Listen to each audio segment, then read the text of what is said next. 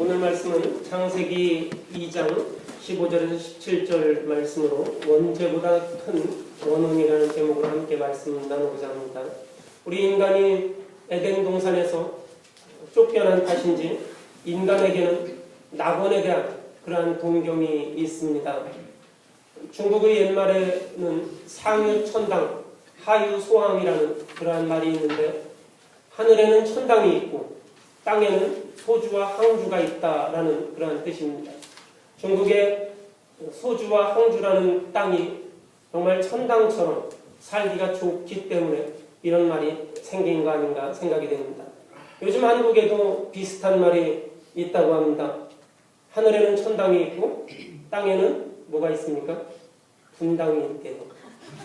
예, 그 분당이라는 것은 그 서울 강남 그 밑에 있는 그 성남 그쪽에 있는 도시인데, 저희 정말 좋더라고요. 분당이라는 도시 가면 이렇게 아주 빽빽한 그 도시인데도 불구하고 여기 캐나다처럼 아주 큰 집들이, 단독주택들이 아주 큰 집들이 이렇게 도시 한복판에 쭉쭉쭉 있고 아주 좋은 집들이 있습니다. 그래서 요즘에는 옛날에는 강남 산다 그러면 잘 산다 그랬는데 요즘에는 분당 산다 그러면 잘 산다 그런데요. 그래서 땅에는 분당이 있다. 어쨌든 그 인간은 신라곤, 낙원을 잃어버린 그 이래로 에덴의 동쪽에 살면서 에덴 동산을 그리워하는 그러한 존재가 되고 말았습니다. 그래서 사람들이 그 에덴에 대한, 그 낙원에 대한 그러한 그리움이 있습니다. 그래서 많은 예술 작품도 이 낙원에 대한 예술 작품들을 남기고, 그 낙원에 대한 그러한 이야기들이 많이 있습니다. 하나님께서 인간을 창조하신 다음에 인간에게 아주 막대한 그러한 권한을 부여하셨습니다. 막대한 권한을 부여하셨는데, 창세기 2장 15절에 보면 하나님이 사람을 데려다가 에덴 동산에 두시고 그곳을 맡아서 돌보게 하셨다, 이렇게 말씀하고 있습니다. 에덴 동산의 모든 것을 이 사람이 책임지고 돌보는 그런 권한을 부여해 주셨습니다. 인간에게 동물과 식물의 이름을 짓는 그러한 영광을 주셨고, 동산의 모든 것을 하고 싶은 대로 또 먹고 싶은 대로 먹으라고 하셨습니다. 그런데 한 가지 금지한 일은 오늘 2장 17절에 있는 것처럼 선과 악을 알게 하는 나무의 열매만은 먹어서는 안 된다. 그것을 먹는 날에는 반드시 너는 죽을 것이다, 이렇게 말씀하고 있습니다. 이 금지 조항 때문에, 이것으로 말미암아 이 결과 때문에 우리 인간이 에덴 동산에서 쫓겨나게 됩니다. 때로는 우리가 하나님이 야속하게 느껴지는 게, 왜 그런 것을 만드셔서 우리 사람을 곤욕스럽게 했을까? 왜 에덴 동산이라는 그 좋은 곳에 그것을 만드셔서 그것 하나만 하지 못하게 해서 우리를 곤욕스럽게 했을까? 이런 마음이 듭니다. 그러나 하나님께서 에덴의 중앙에 선과 악을 알게 하는 나무를 자라게 하신 이유를 우리는 잘 알아야 합니다. 그것은 바로 선과 악을 알게 하는 그 나무라는 뜻은 인간이 가까이 가서는 안 되는, 인간이 범접해서는 안 되는 하나님의 영역이 존재한다는 것입니다. 하나님께서 우리 인간을 창조하셨지만, 그리고 인간으로 하여금 모든 것을 다 가지게 했지만 하나님의 영역이 분명히 있다는 것을 이 에덴 동산 한가운데 있는 선악의 나무로 그렇게 비유하고 있는 것입니다. 우리가 가정에서도 우리 아버지와 아들이 아무런 격이 없이 모든 것을 다 상의하고 또 서로 사랑하고 이러지만 분명히 아버지의 자리가 있습니다. 아들이 절대 넘보지 말아야 할 아버지의 자리가 있고 질서가 있습니다. 아버지가 아무리 나이가, 연세가 많아도 그것은 분명히 지켜지는 것입니다. 선악을 알게 하는 이 나무라는 것은 창조된 우리와 창조자이신 하나님, 이 사이에 있어서 하나님의 영역이 분명히 있다는 것입니다. 우리가 이 하나님의 영역을 우리에게 알려주시는 것입니다. 창세기 3장에 보면 인류가 신락원하는 과정이 나옵니다. 낙원을 어떻게 잊어버리는지 그 과정이 나오는데, 이 신락원의 첫 번째 죄의 기원, 그것은 바로 인간이 하나님처럼 되려고 했다는 그러한 사실에 있습니다. 뱀이 사람을 유혹할 때 저 과일을 먹으면 너희가 눈이 밝아져서 하나님과 같이 될 것이다 이렇게 말합니다. 하나님의 영역에 들어가면 하나님이 될 수 있다는 그러한 뜻이죠. 하나님이 정하신 그 하나님의 영역에 들어가면, 우리가 부모님이 계시는 안방에 내가 들어가면 그 집에 모두가 다 아버지의 것이, 부모의 것이 다 내 것이 됩니까? 그렇지 않죠. 그런데 안방을 차지하고 부모를 저 뒷곁으로 내쫓고 자기 것을 다 만들려고 그렇게 하는 것과 마찬가지입니다. 저 과일을 먹으면 너희가 눈이 밝아져서 하나님과 같이 될 것이다. 하나님처럼 된다는 것, 굉장히 그 듣기에 좋은 말입니다. 그러나 하나님처럼 된다는 것의 경계를 우리가 분명히 해야 합니다. 하나님의 형상대로 하나님의 성품을 닮은 우리는 하나님을 닮아가는 존재이지 하나님과 같아지는 존재가 아닙니다. 끊임없이 우리 안에 있는 하나님의 형상들, 하나님께서 하나님의 형상으로 우리 인간을 지으셨는데 우리 마음속에는 예수를 믿든 예수를 믿지 않든 모든 사람의 마음 가운데는 사랑과 정의와 평화와 온유와 기쁨의 마음들이 우리 사람에게는 있습니다. 이것을 우리가 갈고 닦고 이것을 잘 가꾸어야 합니다. 이것이 하나님의 성품이고 하나님의 형상입니다. 우리 안에 사랑의 마음이 있습니다. 우리 안에 평화의 마음이 있습니다. 이것을 우리가 잘 가꾸어야 합니다. 이것이 하나님을 닮아가는 것이지 우리가 하나님처럼 되려고 해서는 안 됩니다. 하나님처럼 된다는 것은 하나님을 닮는 것과는 다른 것입니다. 그것은 하나님의 능력과 하나님의 지위를 넘보는 그러한 어리석은 행동입니다. 너희가 이 열매를 먹으면 너희의 눈이 밝아져서 하나님과 같이 될 것이다.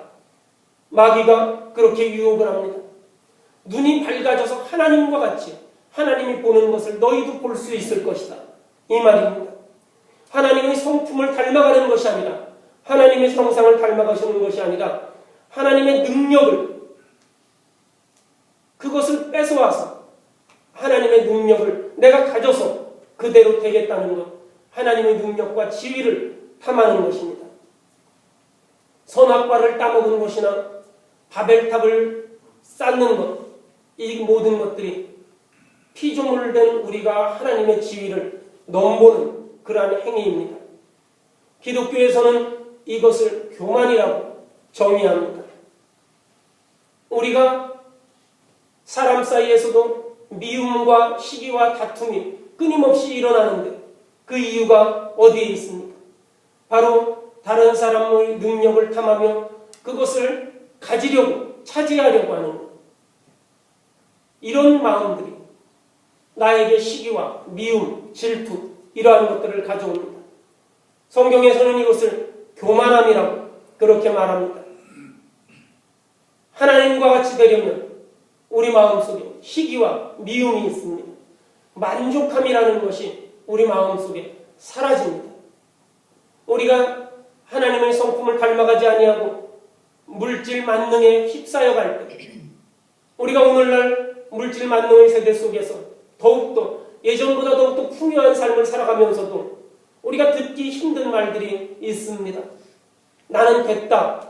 이런 말들을 우리가 들어본 적이 참으로 오래되었다고 느낄 수 있을 겁니다.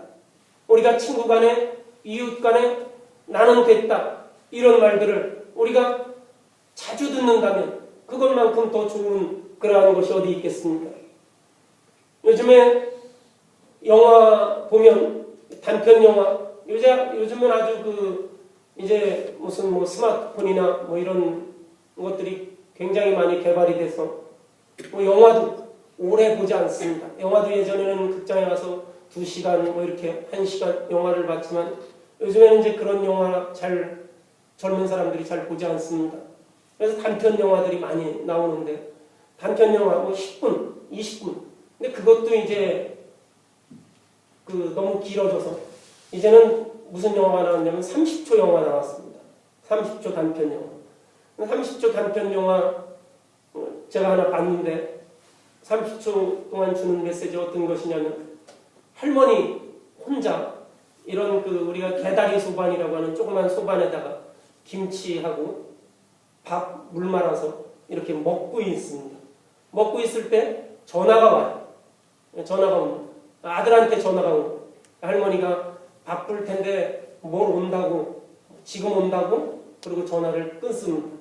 그리고 이제 장면이 딱 바뀌면 그 할머니 먹는 개다리 소반 앞에 아주 진수성찬이 쫙 차려져 있는 그리고 할머니는 그 개다리 소반에서 계속 그 밥을 먹으면서 이제 아들이 온다고 그랬으니까 진수성찬을 차려놓고 기다리면서 영화가 끝나는 거예요. 이게 30초입니다.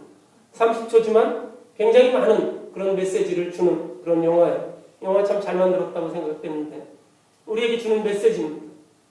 우리가 내가 차지하려는 것 이런 것이 아니라 우리가 사람들과의 관계에서 친구들 사이에서 뭐 직장에서 나는 괜찮다. 나는 됐다. 당신부터 해라.